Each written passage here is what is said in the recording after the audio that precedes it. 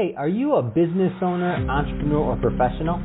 If so, we want you to apply to be a featured guest on our show. My name is Adam Torres, and I host the Mission Matters series of podcasts. I've recorded over 3,000 episodes, and we are just getting started. How do you know if you'd be a good guest to be on the show? Well, only one way to find out, and that's to apply, but I'm going to let you in on a little secret. We want guests that have a story to tell, guests with a brand, a product, or a service that can benefit my audience of listeners. If this sounds like you, go to missionmatters.com and click on Be Our Guest to apply. I'd love to talk to you and get to know more about your story. Again, head on over to missionmatters.com and click on Be Our Guest to apply. All right, now let's get into the show. Hey, I'd like to welcome you to another episode of the Mission Matters Marketing Podcast, your source for all things marketing. My name is Adam Torres. You can follow me on Instagram at AskAdamTorres. Keep up with my book releases, book tour schedule, signings, all that other good stuff. Always love to connect with you there. And as always, if you'd like to apply to become a co-author of one of my upcoming books, just head on over to the website, missionmatters.com, and click on Become an Author to apply. All right, so today I have Aaron Christopher Evans on the line, also known as AC. He's the co-founder and CEO over at Drips. AC, welcome to the show. Adam, thanks for having me. Oh, man, so I'm excited to get into today's topic. A lot of business owners, entrepreneurs, and executives listening to this today, and how businesses can and should use text messaging. I know you're the pro at that, and a lot of people listening because they want to know how to do it too. But just to provide some context as to why you're the guy to be on the show to talk about that, tell us a little bit more about your company, please. Drips. Sure, yeah. Drips, founded in 2014. We started out as just a normal SMS marketing type tool, realized quickly that people wanted to hold conversations, and we founded a whole new category, what we call conversational texting, which is very germane to, I'm sure, what you see a lot of conversational marketing. We focus on the phones, but that's it. I mean, we just scaled up. We're working with some of the biggest brands in the country, Liberty Mutual type companies, companies like ADT and others to help them converse with their clients. Man, that's awesome. And I think that's a great transition. I want to just dive into today's topic. So how businesses can and should use text messaging. I mean, maybe because you've been in this business for a while now, maybe it just starts to give us an overview of kind of what's possible. Yeah, sure. I mean, there's a lot. There's 1,000 different texting companies out there. There's a lot of chatbot companies. The way Drips does it is pretty unique and pretty different and pretty focused. Like we focus primarily on financial services, insurances, home services, healthcare, essentially really big companies that have really big databases of consumers that they have to hold conversations with or push them to try to get from point A to point B. It could be signing a piece of paper, could be adhering to patient protocols, could be showing up to an appointment. But so that's how we help enterprises. We can get into that later when we talk about big enterprises, but everything is possible now. I mean, you can build a simple, transactional message with Twilio, send a text for less than a penny. There are really good, platforms out there like Text Us is a really nice one that I like if you're a small business. And if you're an enterprise, again, there's just a lot to it. It's a heavily regulated area. So generally they're going to want to work with companies like mine that have some subject matter expertise around, how and where to use this channel. And that's a good point. So at the end of this, I'm going to give you an opportunity to leave your, website or wherever you want people to go to connect with you and your team. What's typically a good fit in terms of a client to work with you and your team? Yeah, for us, it's what we categorize as enterprise. I mean, any companies that are in either performance marketing that have large volume, meaning they're doing thousands of, leads a day, or insurance companies, insurance carriers, companies, like I said, like Liberty Mutual, or smaller regional carriers like Gainsco was one of our first insurance companies, and they're down in Dallas, more of a regional carrier that State Farm just bought. And all the way through home services, companies like Roto-Rooter, Terminex, 3-Day Blinds, Windows by Andersen, carpet companies, essentially things that are considered purchases or, long lifetime value of consumers. We don't work in or focus on e-com or restaurants or small SMBs, though I do, know how they should be and could be leveraging the channel.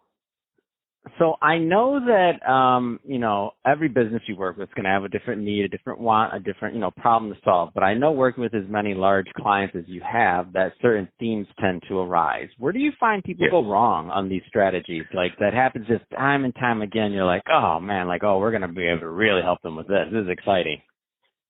That's a great question. There's a lot that goes wrong. I think one of the biggest ones is just all these large companies and even bigger SMBs and middle market companies are still relying on what I consider kind of legacy outreach methodologies. I don't know about you, but I only answered this call because I knew you were calling, right? We had it scheduled. We had sent back and forth a handful of emails to figure out the right time for both of us. That's not just how business people operate now. That's how consumers operate. So if you're just trying to cold call somebody and they don't have your number saved, the chances of them picking up are just diminishing every day. Then you think of email. How many hundreds of emails do you get a day? Thousands of emails do you get a day? It's any email from any company, whether you want it or not, is lost in a sea of emails. It's like finding a needle in a stack of needles. And then you got direct mail. And, again, I don't know about you, but I don't carefully comb through my direct mail anymore. I just give it a quick glance, throw away 90% of it, hope I didn't throw away anything important. And that's the biggest problem is this has always worked, methodology. And when companies get into SMS, they often don't look into the law well enough. It's a heavily regulated industry. Anytime you do anything automatically with telephones, there's a law called the TCPA, the Telephone Consumer Protection Act. And a lot of companies get zinged. Big companies, you see these class actions all the time, big banks, big travel companies. So I think they have to do a better level of due diligence. Their marketing department should be very careful when they're just spinning up these types of programs willy-nilly, because if you start using those types of tools and you don't have the right kind of consents in place, there's some real teeth to these laws now. No, that's a great point. And you mentioned that you work with a lot of financial firms and large companies in the finance or financial services space. So how and it's just one of those things. There's some CMOs listening to this right now that are like, oh, I want to do text, but this is just going to be such a a nightmare getting set up, and we're still doing this and this and this. How hard, or what does that life cycle look like? And it doesn't have to be like a huge company, but like a Liberty. I think you said you work at Liberty, but like for just your good sized company, like what does the life cycle getting something even set up look like? It just depends on the size and the need. If you are a small, Etsy shop, you can spin up. There's tons of different plugins out there they kind of got all that stuff figured out and built in for you. You know what I mean? Like in the framework, you're going to capture the right kind of consent. They're going to have some controls in place. You're just delivering coupon codes, things like that. It's not that difficult. It's more when you start getting into, like you said, like financial information or patient care, or what is PII? Can you send somebody a text saying that they owe money and show how much money they owe? Like what happens if their wife sees that? What kind of repercussions are there? So, unfortunately, when you get into those types of more sensitive areas, it is very, very nuanced. There's our TCPA attorney, Eric Troutman. He's probably the best at this law, TCPA specifically, and he has a website, tcpaworld.com, where he writes just wonderful blogs. He's one of the best content producers I've ever seen, specifically and especially for a lawyer, giving all that away for free.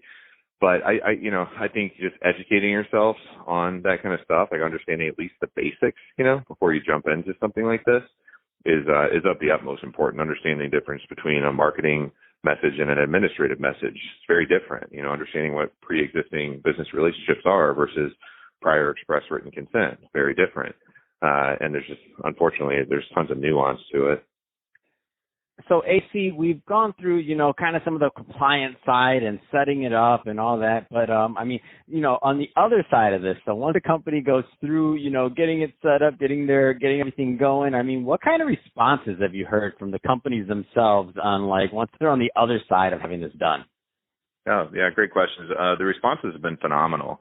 That's why we've been able to grow the company as quickly as we can. And I think we're up to over 90 people now just trying to trying to keep up with the market and the responses that we are getting. But there's three major responses that we see and things that we aim for. There's some sort of OpEx savings, right? Like you think of less outbound call center agents, less waste, so there's a savings that is always had.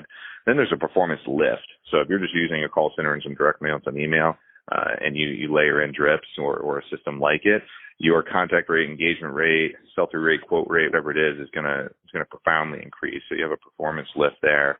There's efficiencies that are had, and then ultimately it's the user experience that I think these companies are starting to care so much about. With the prevalence of social media and review sites and all this, like you can't treat customers the way you used to, or they'll go somewhere else. Very plain and simple. That's why people use Uber these days instead of taxis. It's all about the experience. It's awesome. And yeah, I figured as much because I know, like, I've heard and I've seen businesses that have set up and implemented great campaigns, whether it was, again, just to give information, whether it was for sales, there's a lot of different reasons that people, the main thing with texting is it's communication. It's a communication channel.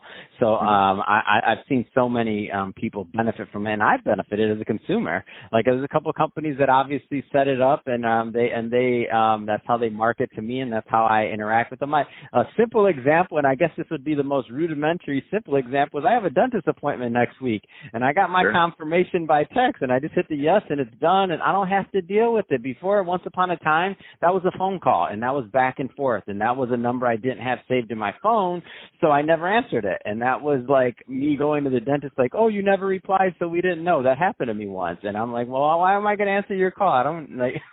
So, like, all these little things, like, work. So I'm a huge fan of text, as you could see. But that being said, AC, so if somebody is listening to this and they want more information or they want to connect with you and your team, what's the best way for them to do that?